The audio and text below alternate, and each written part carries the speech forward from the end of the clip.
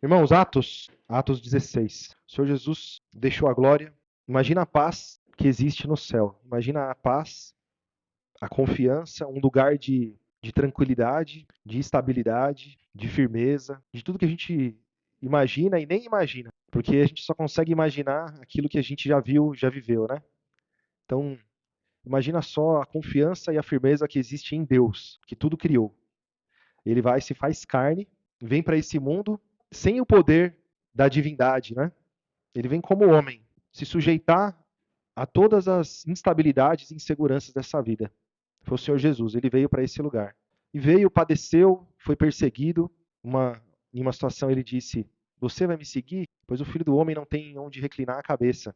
O Senhor Jesus, ele vem trazendo uma mensagem, um convite a segui-lo, e vem dizendo que nós seríamos perseguidos como ele foi. E por amor do nome dele, seríamos açoitados, perseguidos e até mortos pelo nome de Jesus. Padeceríamos muitas aflições. Mas é interessante também, irmãos, que as profecias que falavam de Jesus, elas falavam de sermos sarados, de ele curar enfermidades, dar vista aos cegos, libertar os cativos, os oprimidos. Então, por conta das palavras, muitas pessoas entendem que Deus, ele existe e está aí para nos dar uma vida de paz e tranquilidade nesse mundo. E, claro, os irmãos conhecem muito bem a palavra nos fala claramente que a paz de Deus não é a paz do mundo. Mas é importante a gente lembrar disso. Então, em diversas situações, a gente vai ler uma delas aqui, nós padecemos necessidades, aflições, tentações, tribulações, provas de todo tipo. Não só tentações da carne, não só tentações onde a nossa carne combate contra o espírito, contra o conhecimento, contra o entendimento, mas as coisas naturais dessa vida, porque essa vida ela é cheia de altos e baixos. Hoje a pessoa tem saúde, amanhã ela já não está bem. Encontrei o Vero aqui na terça e estava bem. Aí hoje o Vero já está ruim. Na quinta encontrei a irmã Kate estava arrasada. Hoje parece que ela está um pouco melhor. Na quinta, a irmã Verônica não veio para o culto que não estava bem. Hoje ela está aqui. Então, claramente pela palavra nós percebemos que nós vamos padecer essas coisas. E outras coisas, a gente está citando coisas pequenas aqui. Esse exemplo aqui, trabalhando pelo Evangelho, fazendo aquilo que o Senhor Jesus disse que nós faríamos em seu nome, os irmãos, a igreja foi afligida, foi tentada, foi perseguida. Né? Verso 16. Então é Atos 16, verso 16. E aconteceu que, indo nós à oração, nos saiu ao encontro uma jovem que tinha um espírito de adivinhação, a qual adivinhando dava grande lucro aos seus senhores. Esta, seguindo a Paulo e a nós, clamava dizendo: Esses homens que nos anunciam o caminho da salvação são servos do Deus Altíssimo. E isto fez ela por muitos dias. Mas Paulo, perturbado, voltou-se e disse ao Espírito: Em nome de Jesus Cristo, te mando que saias dela. E na mesma hora, saiu. Então é interessante que ela está andando com eles, como se estivesse seguindo eles. Então eles estão aqui em uma missão, eles estão pregando o Evangelho, anunciando a salvação, o caminho para a salvação, que é Jesus Cristo, que é o Evangelho, e ela não disse mentira nenhuma. Aparentemente, está tudo certo, né? Ó, estes homens que nos anunciam o caminho da salvação são servos do Deus Altíssimo. Mas ela se juntou a eles e ela perturbou o apóstolo Paulo. Então, vocês imaginam que é uma pessoa que, no meio do povo de Deus, falando as coisas de Deus, estava atrapalhando, estava falando por cima, estava querendo aparecer ali de alguma forma. Ele percebeu, tem um espírito nessa mulher. Essa mulher tem um espírito de adivinhação. Era uma profetisa, tinha o espírito de adivinhação. Então, irmãos, o apóstolo Paulo faz o que com essa mulher? Liberta ela. O apóstolo Paulo libertou ela. Então ele falou com o espírito: Em nome de Jesus Cristo, te mando que saias dela. E na mesma hora saiu. E vendo seus senhores que a esperança do seu lucro estava perdida, prenderam Paulo e Silas e levaram à praça à presença dos. Então, por certo, irmãos, a gente percebe que não foi uma coisa que aconteceu assim, na mesma hora. Porque até os homens saberem que ela não profetizava mais, que ela não tinha mais esse dom, pode ter levado alguns dias, né? Mas o fato é que essa mulher ficou livre. Então ela teve um encontro com os irmãos que pregavam o evangelho, que pregavam a palavra da verdade, e ficou livre dessa adivinhação, desse espírito que dava lucro, que fazia o bem para os seus senhores, mas não vinha de Deus. Não vinha de Deus. Então a libertação, ela veio, e junto da libertação veio o quê? A aflição. Veio a aflição. Então essa mulher encontra com a verdade e recebe aflição também, junto com a libertação. Então a libertação é o entendimento, a graça, o conhecimento da verdade, a vida eterna, a salvação, uma nova esperança, um novo rumo, um novo caminho, né? Ela falou, o caminho da salvação. Ele nos anuncia o caminho da salvação. Eles são servos de Deus. Mas, ao mesmo tempo, houve ali uma contenda, uma confusão com os seus senhores. Então eles prenderam Paulo e Silas e levaram à praça. Verso 20. E apresentando aos magistrados, disseram: esses homens, sendo judeus, perturbaram a nossa cidade e nos expõem a costumes que não nos é lícito receber e nem praticar, visto que somos. O que eles disseram aqui? Olha, a gente estava com a nossa vida aqui, com a nossa rotina, com a nossa idolatria, com a nossa adoração, adorando o nosso Deus, fazendo o que era agradável, e veio alguém aqui e mexeu na nossa vida. Mexeu naquilo que para nós estava estável. E o evangelho, ele faz isso mesmo. O evangelho, para aquele que crê, há mudança. A palavra fala, né, irmãos, que nós somos a luz do mundo e o sal. A luz que estava em Paulo e Silas iluminou aquela mulher, ela ficou livre das trevas. E automaticamente as trevas expuseram o mal e o mal veio à tona. E eles prenderam Paulo e Silas, falaram assim: olha, a gente é romano, na cabeça deles aquilo era judaísmo. Esses judeus aí vieram aqui e estão mexendo na nossa rotina aqui, nos nossos hábitos. Né? E a multidão se levantou unida contra eles. E os magistrados, rasgando-lhes as vestes, mandaram açoitá-los com varas. E havendo-lhes dado muitos açoites, os lançaram na prisão, mandando ao carcereiro que os guardasse com segurança. O qual, tendo recebido tal ordem, os lançou no cárcere interior, e lhes segurou os pés no tronco, que nem um bicho, né? Que nem um bicho. Então, devia ser um buraco no chão, e eles lá presos, amarrados num tronco, depois de ter apanhado com vara. Então, vocês imaginam, você está numa terra alheia, num lugar distante, longe da sua família, do conforto da sua casa, levando o evangelho, falando das grandezas de Deus, e ser recebido desse jeito. Ao mesmo tempo que o apóstolo Paulo repreendeu aquele espírito e o espírito saiu, também houve um revés. Então os irmãos percebem que o cristão, ele não pode se abalar com o revés. Ele não pode se abalar. O contra-ataque do mal, né? Tem até o louvor que fala, né? Em tempo de guerra, nunca pare de lutar. Então, nós estamos em guerra. Então existe uma guerra da luz contra as trevas. E aí, muitas vezes, a guerra se levanta na sua vida. Por quê? Porque você está progredindo, você está avançando, você está vencendo. E as coisas se levantam, do nada a coisa vira e parece que veio a escuridão, veio a tormenta, né, sobre a sua vida. Imagina só a situação deles. Né? Então o exemplo deles aqui é muito bom. Né? O exemplo de Paulo e Silas para a igreja é maravilhoso. Verso 25. E perto da meia-noite, Paulo e Silas oravam e cantavam hinos a Deus, e os outros presos os escutavam. E de repente sobreveio tão grande terremoto que os alicerces do cárcere se moveram e logo se abriram todas as portas e foram soltas as prisões de todos. E acordando o carcereiro, vendo abertas as portas da prisão, tirou a espada e quis matar-se, cuidando que os presos já tinham fugido. Mas Paulo clamou com grande voz, dizendo: não te faças nenhum mal, que todos aqui estamos. E pedindo luz, saltou dentro, e todo trêmulo se prostrou diante de Paulo e Silas, e tirando-os para fora, disse: senhores, o que é necessário que eu faça para ser salvo? E eles disseram: crê no Senhor Jesus Cristo, e serás salvo tu e a tua casa. E lhe pregaram a palavra do Senhor e a todos os que estavam em sua casa. E, tomando-os ele consigo naquela mesma hora da noite, lavou-lhes os vergões, e foi batizado ele e todos os seus.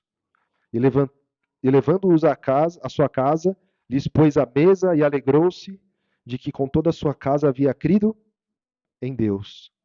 Então toda a casa, né, daquele homem, aquele carcereiro, creram, ouviram a palavra. Mas as pessoas normalmente olham, leem esse texto e imaginam eles cantando louvor, imaginam eles batizando. Mas se a gente se colocar no lugar deles e imaginar que isso não aconteceu como nessa leitura, assim, no instalar de dedos. Foram horas de aflição, foram horas de incerteza. Primeiro foram levados à praça, se ajuntou uma multidão, as pessoas unânimes ali, querendo a morte deles, querendo o castigo deles, apanharam. Mas os irmãos percebem que a mente cristã deles, a consciência deles, é que isso não abalaria eles. Então, os irmãos percebem que eles foram cuidados dos seus vergões, né? Então, eles apanharam tanto que eles estavam com as costas tudo marcadas de vergão. Eles foram cuidados depois, mas eles ficaram quanto tempo lá, com as costas abertas, em carne viva, de tanto que eles apanharam? Mas eles estavam louvando. Quando aquele homem fala assim, o que é necessário que eu faça para que eu seja salvo? Da onde ele tirou isso? O carcereiro. Porque Paulo e Silas louvavam e falavam das grandezas de Deus, da salvação. Então o testemunho de vida deles ali, durante um período de batalha, foi o que fez a diferença. Para que aquele homem levasse a salvação não só para ele, mas para a casa dele. Então, no momento da nossa dificuldade, como que nós lidamos com a dificuldade? É clamando, é orando, é louvando a Deus, né? Se for assim, vai fazer muita diferença. Porque é uma fase difícil, uma fase de luta, de dor, de aflição, de incerteza, de insegurança, de angústia, mas não de desesperança. Para o cristão não pode ter desesperança. O cristão não pode ter dúvida, não pode desconfiar do poder e das promessas de Jesus. Mas, se o entendimento está errado, aí é um problema, irmãos. Porque eu já ouvi muitas pregações já de pessoas falando que o cristão é vitorioso, que na vida do cristão é só vitória, que você é filho do rei e vai ser por cabeça e não por cauda. Não é isso que as pessoas pregam. A menina dos olhos do Senhor mexeu e tal. E, irmãos, não temos dúvidas que Deus nos ama. Nós somos filhos de Deus, amados de Deus. Mas o próprio Senhor Jesus, que é o próprio Deus que se fez filho, padeceu perseguições, calúnias, vergonhas, humilhações, feridas de todo tipo, tentações, o próprio diabo o tentou no deserto. E o Senhor Jesus venceu todas as coisas. Então, quem somos nós para não padecer? E ele disse que nós padeceríamos, assim como basta o servo ser como o seu senhor, não é isso? E o discípulo como o seu mestre. O Senhor Jesus disse isso. Glória a Jesus. Então, se maltrataram o pai de família, não é isso? Quanto mais os seus domésticos. Então nós, nesse mundo, irmãos, vamos padecer mesmo. Ah, mas e a profecia que ele levou nossas enfermidades? Que enfermidades são essas, irmão? Que cegueiras são essas? Então, é claro que o Senhor Jesus também nos deu poder para curar os enfermos, para libertar os cativos. O Senhor Jesus nos deu autoridade no seu nome, nos deu os dons, mas não foram todos que receberam dom de cura. Não foram todos. E não vai ser sempre. O apóstolo Paulo também teve uma situação em que ele também curou uma pessoa. Deixa eu ver se eu acho aqui. Os irmãos devem lembrar. Eles estavam numa cidade, curaram uma pessoa, e aí os homens ficaram maravilhados, falaram assim, ó, Paulo é um Deus, Barnabé é outro Deus. Os irmãos lembram disso? E trouxeram touros e grinaldas para sacrificar eles. Já estavam chamando eles de deuses. E eles ficaram ali desesperados. Não quero essa glória para mim, não. Para com isso agora. Ninguém vai sacrificar nada. Nós somos servos de Deus, servos do Deus Altíssimo. Filhos de Deus, não fizemos nada. Quem fez é o poder de Deus. Para com isso. Eles não receberam glória. Então, irmãos, tá aqui, né? Glória a Jesus. Então, irmãos, o evangelho, ele não vai ser mudado, irmãos. A palavra do Evangelho fala que nesse mundo nós teremos aflições, para que nós tenhamos bom ânimo. Então, enquanto nós estamos bem, né, vamos dar glórias a Deus e vamos nos fortalecer para o dia que vier a dificuldade, nós estarmos preparados para continuar dando glória e agradecendo, né? Glórias a Jesus. Então, irmãos, vamos para Filipenses, Filipenses 1. Aí tem gente que fala assim, não, mas você não quer comparar você com o apóstolo Paulo, né? O apóstolo Paulo, ele foi inimigo da igreja. O apóstolo Paulo, Diz, né, o texto que retrata a conversão de Saulo, ele verá como há de padecer pelo meu nome. Não é porque ele vai padecer que eu tenho que padecer. Então as pessoas querem pegar a palavra do evangelho, irmãos, e usar textos fora de contexto para poder pregar bênção para a igreja. E ficar pregando coisas. Por quê? Porque eles querem agradar os ouvidos dos carnais. E a palavra do evangelho, ela tem que transformar o carnal em espiritual. É a verdade, irmãos. Nós temos que falar a verdade. Então, o Senhor Jesus não tem ninguém como especial e guardado numa redoma de vidro, protegido e que nenhum mal acontece na vida dele. Na vida material, muitas coisas vão acontecer.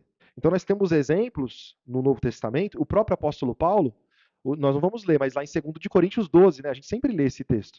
Então, primeiro ele tem uma visão fantástica, ele vai ao terceiro céu, ele tem uma revelação ali, uma visão, que ele fala, não é nem lícito eu descrever as coisas que eu ouvi e vi ali. Mas para que eu não me ensoberbecesse, foi-me dado um espinho na carne, um mensageiro de Satanás, e eu orei 3 vezes ao Senhor, pedindo que ele me libertasse daquilo.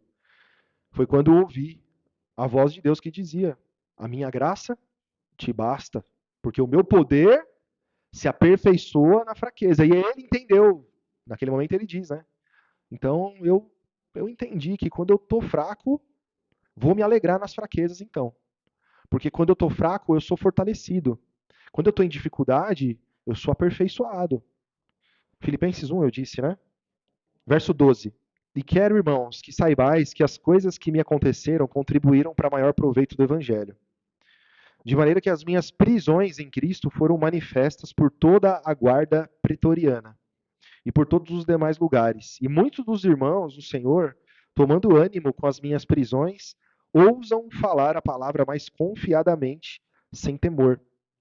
Verdade é que também alguns pregam a Cristo por inveja e contenda, mas outros de boa mente, boa vontade, está aqui na minha Bíblia. Então, olha só, ele diz que as prisões, no plural, serviram do quê? De proveito, maior proveito do evangelho. Então, o padecimento dele fez bem para o evangelho. Para a carne dele fez bem? Para a carne dele não fez. Não fez. Então, muitas vezes, quando você padece, e você padece legitimamente, e você padece ali firme, para o evangelho é ótimo, mas para a sua carne não é. Quantos de nós, no momento do padecimento, quando passou aquela fase, percebeu que cresceu na graça, cresceu na fé, porque buscou, porque perseverou? Você vê, você sabe, meu Deus, olha, eu passei essa fase e me sinto mais forte, me sinto mais cristão, mais crente, estou com a minha fé fortalecida. Então, é proveito do evangelho, né? Verso 16. Uns, na verdade, anunciam a Cristo por contenção, não puramente, julgando acrescentar aflição às minhas prisões, mas outros por amor, sabendo que fui posto para a defesa. Devia ser algo conhecido da igreja de Filipenses, né? Devia ter gente disputando com o apóstolo Paulo, né? Por isso que ele está falando. Então vocês percebem que a aflição ela vem de todos os lados, né? Até de dentro da igreja. Mas o que importa? Verso 18. Contanto que Cristo seja anunciado de toda maneira, ou com fingimento ou com verdade. Nisso me regozijo e me regozijarei ainda, porque sei que disso me resultará a salvação, pela vossa oração e pelo socorro do Espírito de Jesus Cristo, segundo a minha intensa expectação e esperança de que em nada serei confundido, antes, com toda a confiança, Cristo será, tanto agora como sempre, engrandecido no meu corpo, seja pela vida, seja pela morte. Porque para mim o viver é Cristo, e o morrer? E o morrer é ganho.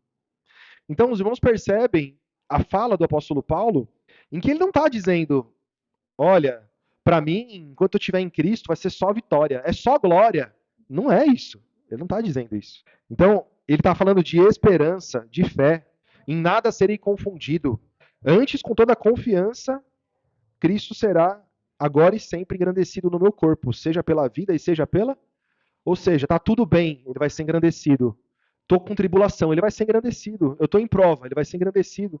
Eu estou enfermo, Jesus vai ser engrandecido. Eu estou em necessidade, Jesus está sendo engrandecido, glorificado. Glória a Jesus. Então, irmãos, nós entendemos aqui pela mensagem, né? Pelo que o apóstolo Paulo viveu. Vamos lá para Romanos 5. que o que a mensagem do Evangelho nos ensina, irmãos, é diferente do que muitos pregam. E a igreja tem que ser sadia na fé, irmãos. Nós temos que estar bem atentos e compreendendo, irmãos, qual que é a vontade de Deus para as nossas vidas. Como nós ouvimos, a vontade de Deus é que todo homem se salve e venha ao conhecimento da verdade. A vontade de Deus é essa. Glória a Jesus. O objetivo para nós é a salvação. E a salvação, irmãos, é para todo aquele que crê e que dá fruto e que permanece dando fruto e que granjeia os talentos. E está tudo no Evangelho isso aí. Glória a Jesus.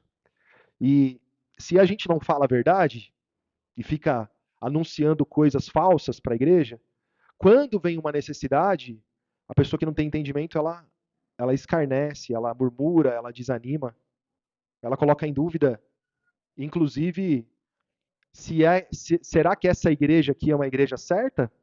Né? Será que essa igreja aqui não está trazendo maldição para a minha vida? Porque olha a minha situação. Então, infelizmente, a falta de entendimento pode causar isso. Tem pessoas que ficam visitando igreja e dando oferta nas igrejas, né? Então ela vai em uma igreja, aí ela recebe lá uma profecia, aí ela vai lá e faz um voto na cabeça dela, né? Ó, estou esperando acontecer isso aqui na minha vida. Então, às vezes, a pessoa tem uma causa na justiça, tem uma enfermidade incurável, tem um filho nas drogas, está desempregado. Aí ela fica pulando de igreja em igreja e vendo as profecias que vem lá na igreja. Aí ela põe um dinheiro na caixinha lá, faz um voto. Aí, se ela recebeu o que ela queria, ela fala, é aquela igreja lá. Isso é uma maluquice. Jesus nunca ensinou isso. É mentira. Mentira. O cristão, ele não vive disso, de resultados. Então, eu vou procurar resultado. Né? Isso daí é no mundo. No mundo é assim. As pessoas pegam o dinheiro delas e aí vai fazer uma aplicação. Aí os coach ensinam, né? Ó, você pega uma parte do seu dinheiro, põe aqui, a outra parte você põe lá. Essa daqui, ela tem liquidez, aquela ali não tem, vai ficar rendendo aí alguns anos, mas lá, tal ano, você já pode mexer no dinheiro.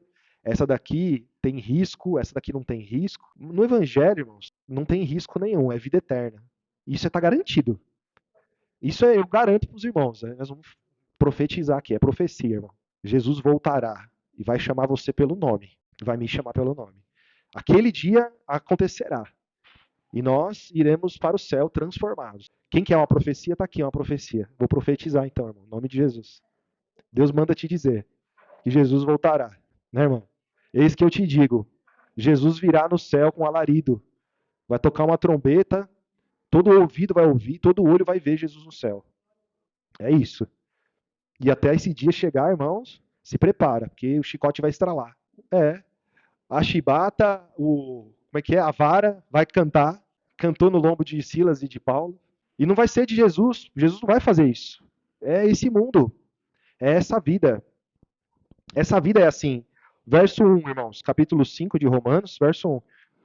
Tendo sido, pois, justificados pela fé, temos paz com... Temos paz com... É a paz com Deus. Por nosso Senhor Jesus Cristo.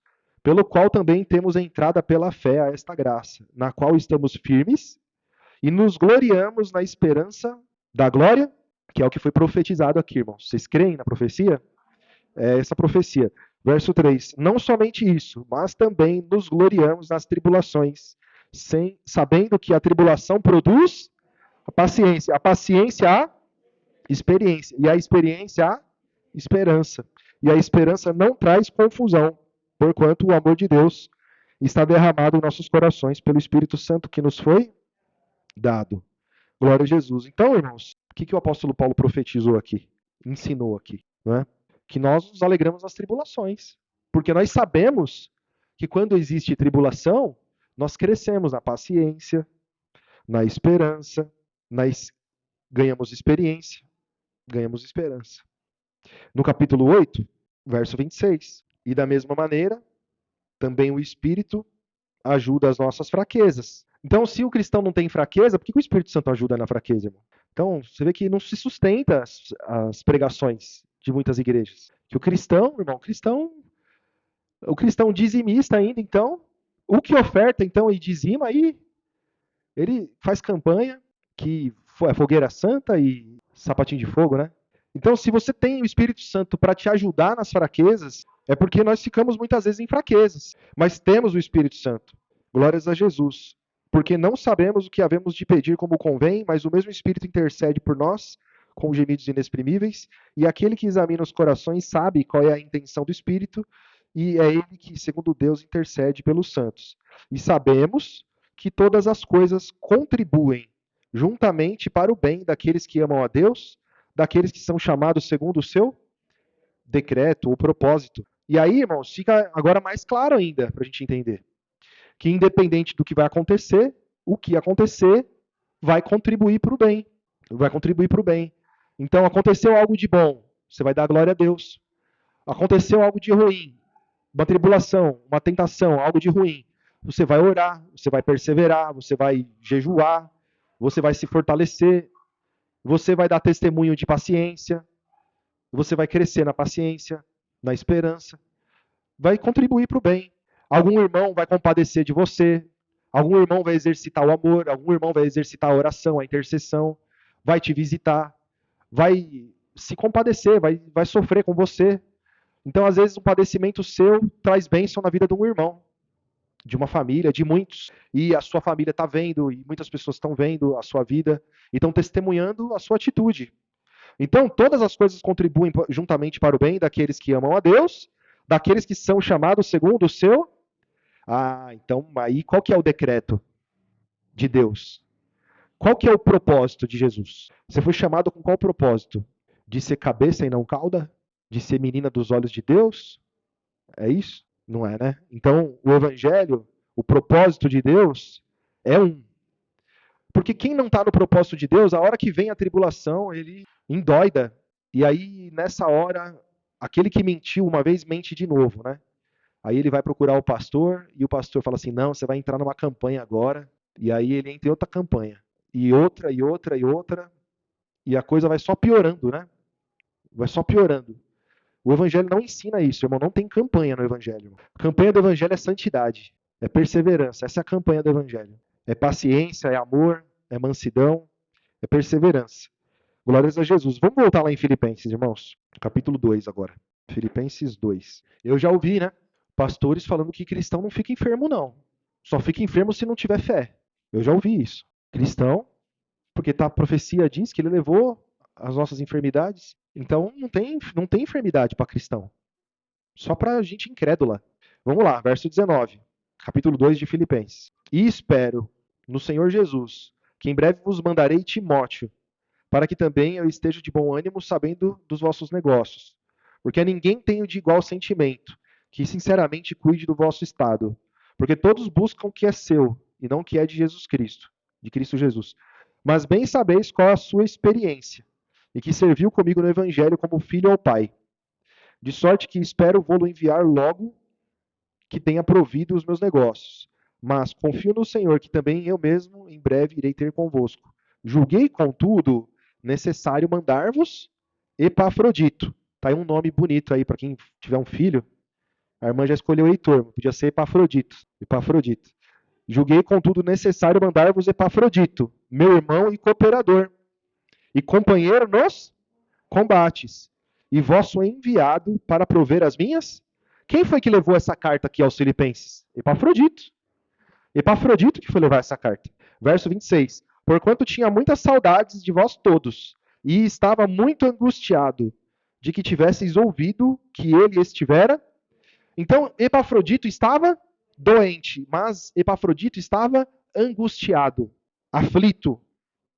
Porque os irmãos que amavam ele sabiam que ele tinha ficado muito doente. Então veja, ele está doente, mas ele está preocupado com os irmãos que amam ele. Como que esses irmãos imaginam que eu estou? Será que eles acham que eu morri?